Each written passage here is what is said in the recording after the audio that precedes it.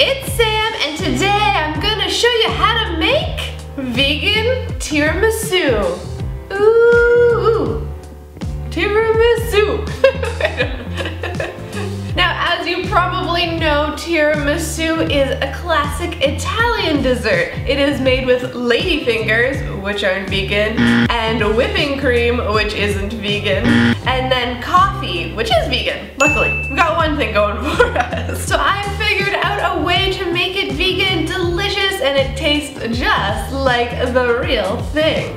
Yes, I've said it before and I'll say it again. I'm a strong believer that anything can be made vegan and taste just as good, if not better, than the original. True.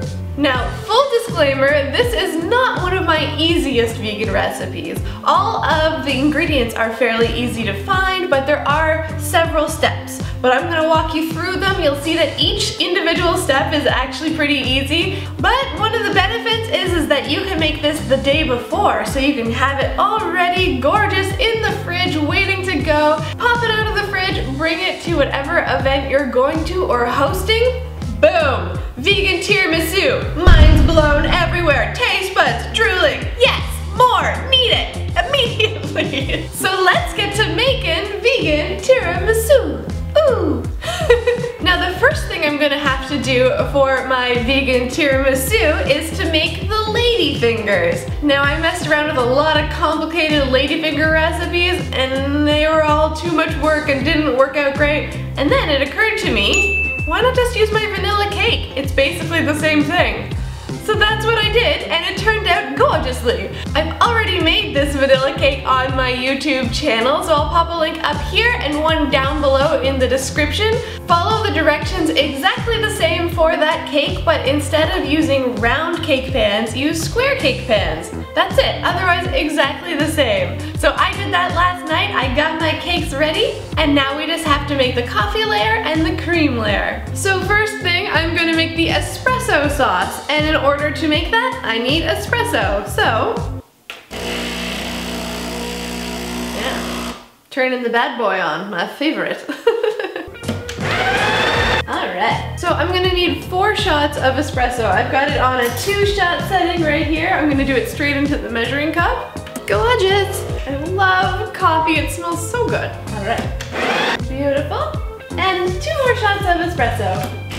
Now, if you don't have an espresso machine, you can use very, very, very strong coffee. Try to make it as strong as possible, or you could just hop over to your local coffee shop and buy 4 shots of espresso, or you could buy instant espresso powder. Lots of options. So don't worry, you don't need to go invest in a huge machine if you're not ready for that yet. And now for the booze. To the espresso, I'm gonna add 2 tablespoons of coffee liqueur for extra espresso-ness.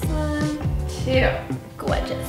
And to make sure that I have the correct amount of liquid, I'm just gonna top this up with water until it makes 3/4 cups, which is why I did this in a measuring cup, because it just saves an extra step. A little water, and there we go, there's my espresso sauce. So I'm just gonna set this aside and make the cream layer.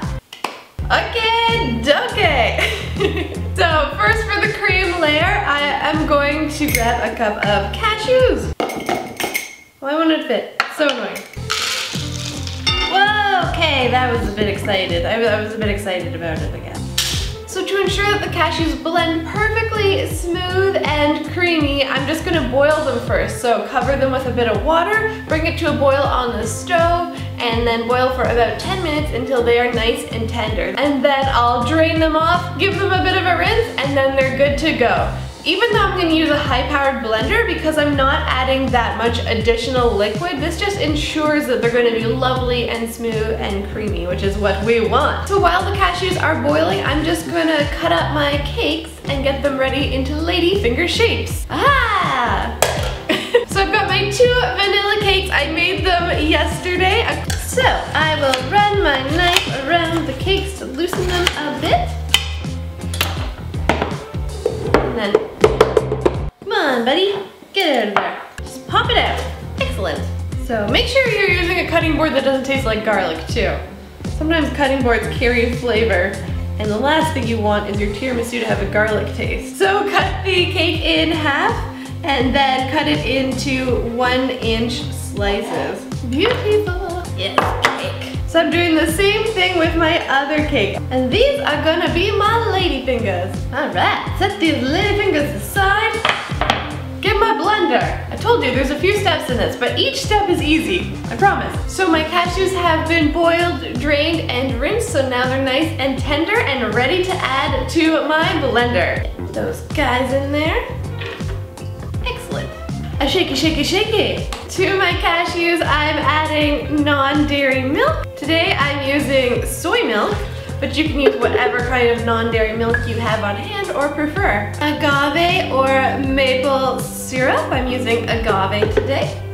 I like it because the maple syrup will add a little bit of a mapley taste. So if you want to avoid that, use agave. Gorgeous. Nice and sticky and sweet and delicious. And last, vanilla extract. Blend this all up until it's creamy, smooth, delicious, gorgeous cashew cream.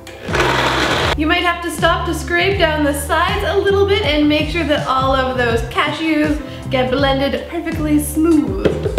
And then keep going. Whew, it's so much quieter when that thing isn't on.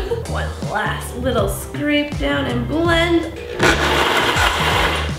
Okay, and there we have it. So now I have this gorgeous, sweet cashew cream. Now, as always, the link to the full recipe is down below in the description. I'll pop one up here as well. So all the measurements and everything is laid out for you right there with a printer-friendly button and all. So go check that out for the full recipe. Now, I only have one last step to make this cream extra creamy, delicious, and gorgeous. So I'm gonna set this aside. Here's this, here's this, here's this. So many things. All right.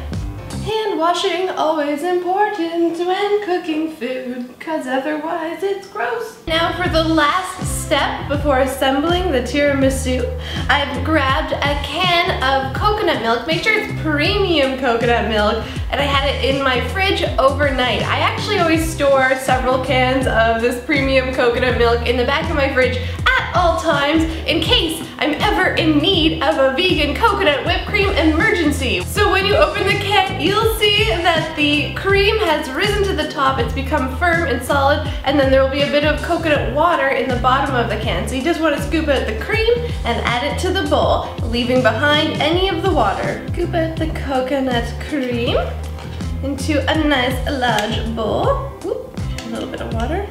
And try not to get the water.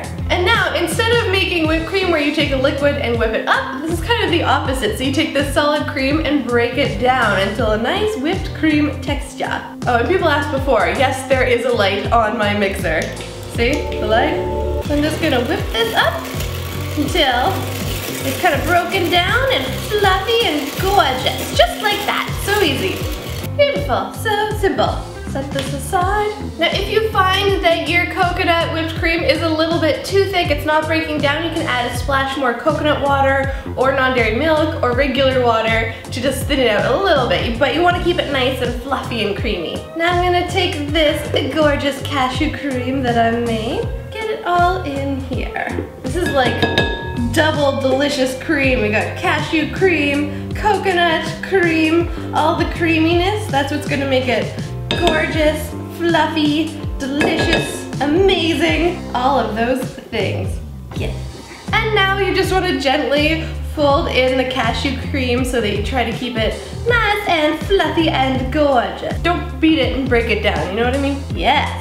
Okay, that is looking gorgeous. Now you want to make sure that this stays cool so that the coconut milk stays nice and cool. So if you're not using it right away, pop it in the fridge, but I'm going to use it right away. So I got all my elements here, getting rid of this.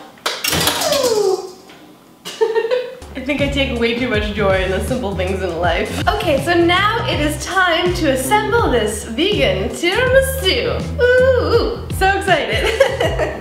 So I've got my cashew coconut cream tiramisu mixture, creaminess, deliciousness, whatever you want to call it, right here. I've got my espresso sauce ready, and I have got my vanilla cake, my vegan lady fingers.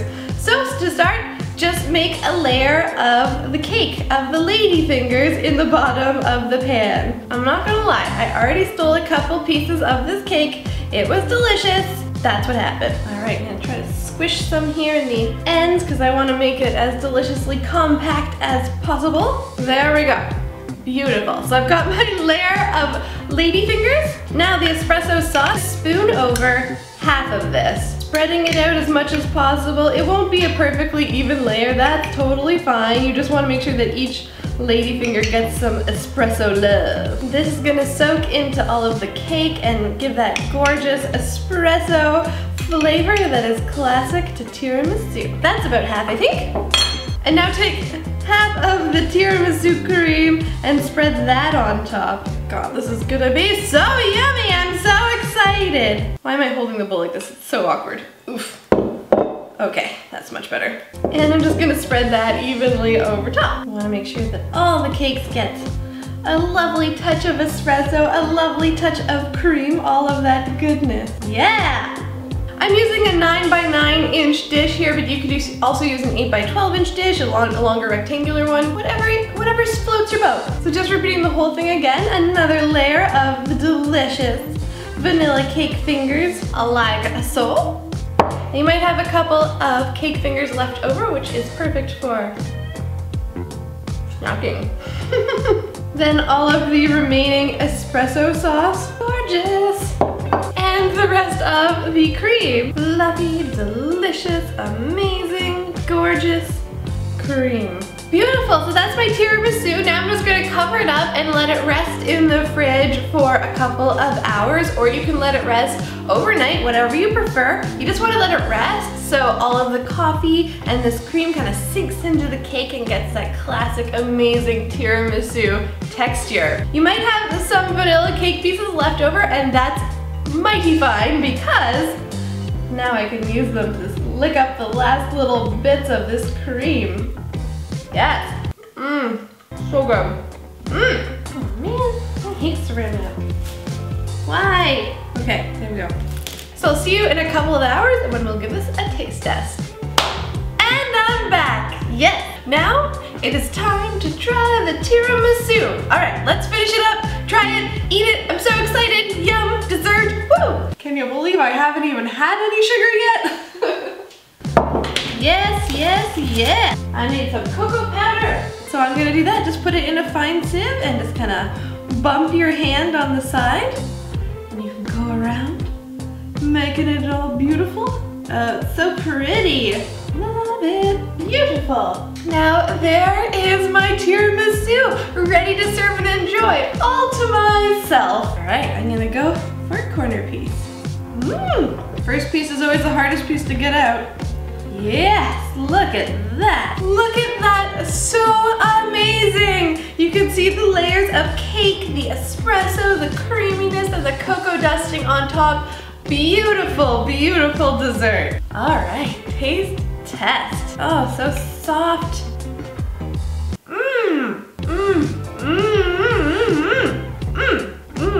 Oh, that is just, yes.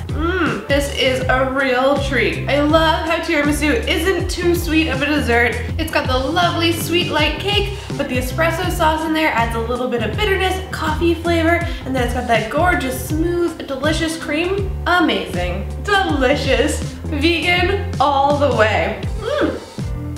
So delicious. If you are up for making a dessert that's a little bit more complicated like this one, you should definitely give it a try. Or if there's a special occasion, this is a great dessert because you can make it ahead of time. Just dust it with cocoa just before serving and everyone will be wowed. I'm actually gonna bring this to my parents' house this weekend for Mother's Day.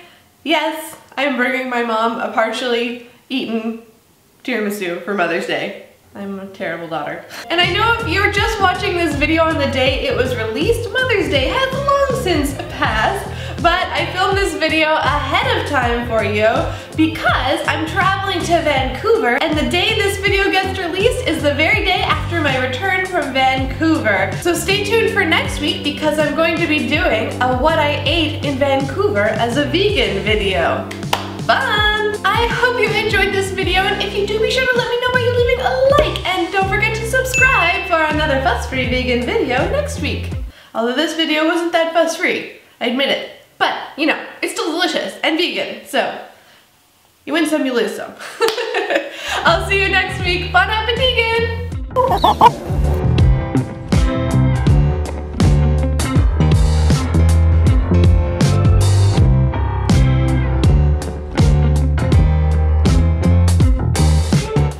so let's get to making vegan tiramisu.